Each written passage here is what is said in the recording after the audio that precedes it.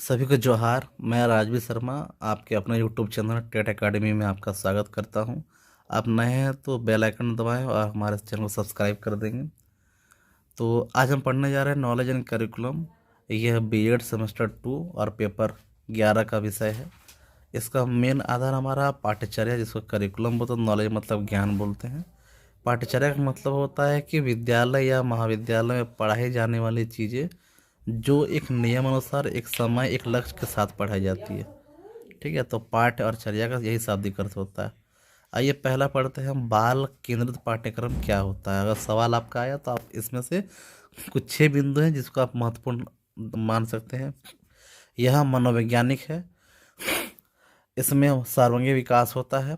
सैद्धांतिक और व्यवहारिक ज्ञान दिया जाता है। इसमें बालक को महत्व दिया जाता है। इसमें पाठ्यचर्या का व्यापक धारणा है। अनौपचारिक साधनों को महत्व दिया जाता है।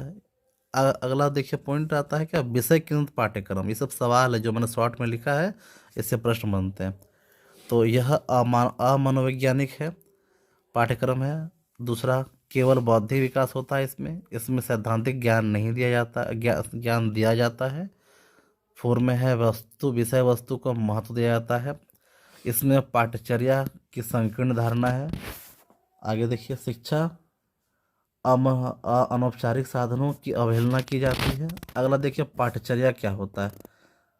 ये ऑब्जेक्टिव क्वेश्चन में आता है। ठीक है, स्कूल में छात्रों को मिलने वाली सभी अनुभव क्या कहलाते हैं, पाठ्यचर्या कहलाती है। इसमें सब तरह होता है, कैंप, एनएसएस, एनसीसी कैंप, बाहर में हम लोग को घूमना फिरना, टीचर के साथ रह के एक्टिविटी करना, अगल बगल गाँव में हम लोग कुछ दौरा करते हैं। ठीक है, वो सारा किस में आता है, पाठ्यचर्या में आता है। देखिए, पाठ्यचर्या विकास का सिद्धांत क्या है। विद्यालय ज्ञान को बाह्य विषयों से जोड़ना, परीक्षा को अधिक आसान बनाना, पाठ्यचर्या का को समृद्ध बनाना ताकि वह पाठ्य पुस्तकों तक सीमित ना रहे। आगे देखिए, पाठ्यक्रम में तत्व, ये बहुत इंपॉर्टेंट, ध्यान दीजिएगा। पहला क्या है, विषय वस्तु। दूसरा, अधिगम अनुभव। तीसरा, लक्ष्य होता है। चौथा, पाठ्यक्रम का इरादा। पांचवा, सामग्री। छठा, सीखने का अनुभव। सातवां, शिक्षण विधि। आठवां, मूल्यांकन। आगे देखिए, हम लोग देख सकते हैं क्या, शिक्षण अधिगम प्रक्रिया से सबसे महत्वपूर्ण तत्व क्या होता है, विद्यार्थी। विद्यार्थी है तो सब है। ठीक है, पाठ्यक्रम पूछा जाता है कौन से शब्द से आया है, तो लैटिन शब्द से आया है, और ये कहाँ से, रेस कोर्स से आया हुआ है। पाठ्यक्रम विकास का सिद्धांत क्या क्या है, व्यवहारवाद है, संज्ञानात्मक है, रचनात्मक है, मानवतावाद है, संयोजकतावाद है। पाठ्यक्रम के घटक कौन कौन से हैं, तो लक्ष्य, प्रयोजन और उद्देश्य होता है। सामग्री, विषय वस्तु, रूपरेखा होता है। अनुभव और निर्देशात्मक रणनीति होता है।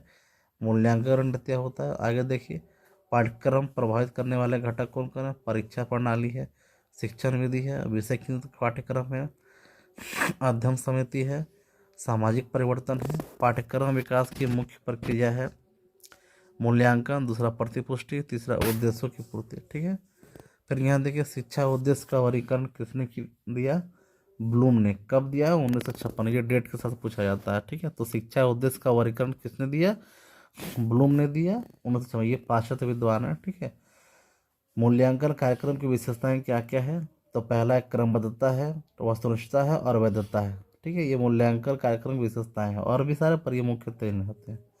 बच्चे की शिक्षा का पहला स्कूल कौन सा होता है, परिवार। हम जानते हैं कि सबसे पहला बच्चा परिवार में ही बहुत कुछ सीखता है, फिर हम उसको स्कूल भेजते हैं। आगे सुनिए, पाठ्यक्रम की आवश्यकता क्या है। पाठ्यक्रम बालकों के लक्ष्यों और उद्देश्य का निर्धारण होता है। नवीन प्रवृत्ति का साहचर्य होता है। बालकों में के संज्ञानात्मक विकास का पोषण, बालकों के सामाजिक और मनोवैज्ञानिक स्वास्थ्य का संवर्धन होता है। अधिगम हेतु व्यवस्था। ठीक है, शैक्षणिक स्रोतों का उपयोग, छात्रों को व्यक्तिगत बोध एवं उसके अनुरूप शिक्षण व्यवस्था, समस्त कार्यक्रमों एवं बालकों के कार्य का मूल्यांकन। फिर देखिए, पाठ्यक्रम विकास के विषय केंद्रित उपागम क्या होता है। एक, विस्तृत क्षेत्र उपागम। दो, सामाजिक समस्या का उपागम। तीसरा, विषय केंद्रित उपागम। चौथा, अधिगम करता केंद्रित उपागम। फिर देखिए, पाठ्यक्रम बाह्य अभिकरण क्या होता है। अभिभावक व पाठ्यक्रम विकास, सामाजिक अभिकरण, सांस्कृतिक अभिकरण, तकनीक संबंधी अधिकरण। फिर देखिए, अधिगम संसाधन क्या होता है, विद्यालय होता है संसाधन समझ रहे हैं, जिसके प्रयोग से हम कोई काम करते हैं या जिसकी हम सहायता से। तो विद्यालय हो गया, बिना विद्यालय का अधिगम होगा नहीं। पुस्तकालय, आप इस पर सवाल भी आता है कि पुस्तकालय को विद्यालय का हृदय कहते हैं, सिद्ध करिए, ये भी सवाल आ सकता है। ठीक है। समुदाय समुदाय या फिर क्षेत्र भ्रमण, परिवार या समाज सर्वेक्षण परियोजना, ये सारे क्या है, अधिगम संसाधन में आते हैं। फिर पाठ्य वस्तु की उपयोगिता क्या है, अध्यापक की सहायता होता है, ज्ञान अर्जन में सहायक होता है, स्वाध्याय के लिए प्रेरक, ज्ञान का अस्थायी रूप, ज्ञान संचय का साधन, ज्ञान स्थानांतरित का साधन, सामूहिक अध्ययन में सहायक, शिक्षण का सीमा निर्धारण, परीक्षा में छात्रों के लिए सहायक, क्रमबद्ध अध्ययन में सहायक, गृह कार्य में सहायक, चरित्र निर्माण में सहायक, समय की बचत, मूल्यांकन की प्रक्रिया, कक्षा उपयोगी, लक्ष्य टू सीखने की स्थिति, सीखने का अनुभव, मूल्यांकन के लाभ, शिक्षण उद्देश्य की पूर्ति होता है, अधिगम अनुभव होता है, व्यवहार परिवर्तन होता है। ठीक है। और अंतिम देख लीजिए बस, पाठ्यक्रम विकास के रचनावाद, उपागम।